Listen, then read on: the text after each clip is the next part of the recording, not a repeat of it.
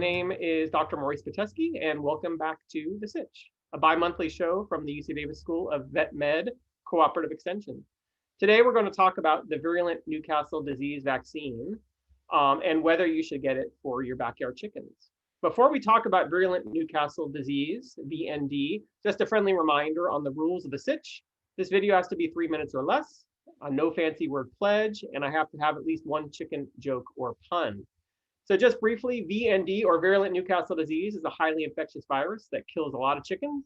If you see dead chickens, call your vet or your state department of food and agriculture. They can help diagnose what disease your birds may have. Thankfully, VND is rare.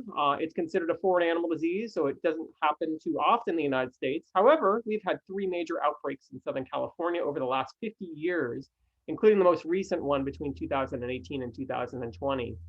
So first and foremost, before we talk about vaccination against VND, vaccine or no vaccine, use good biosecurity. That is still the best way to prevent your chickens from being infected with any infectious disease, including VND. So should you get the VND vaccine for your backyard chickens?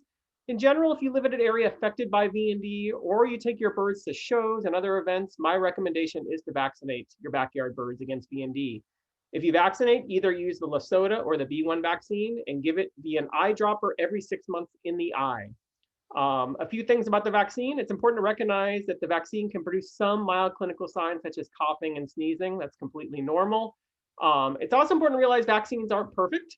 So they don't always work, and there's all kinds of reasons that we're not going to go into here, but don't have the, wait for it, expectation that the vaccine will always work. Vaccines are never perfect.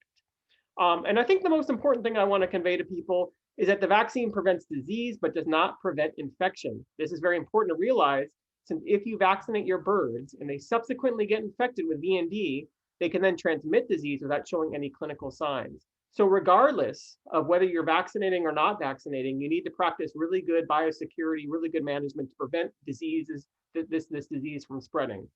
So I hope that helped. Big picture, focus on biosecurity. Don't let your birds interact with other people's birds, other people's equipment that have birds, because that's how diseases get transmitted.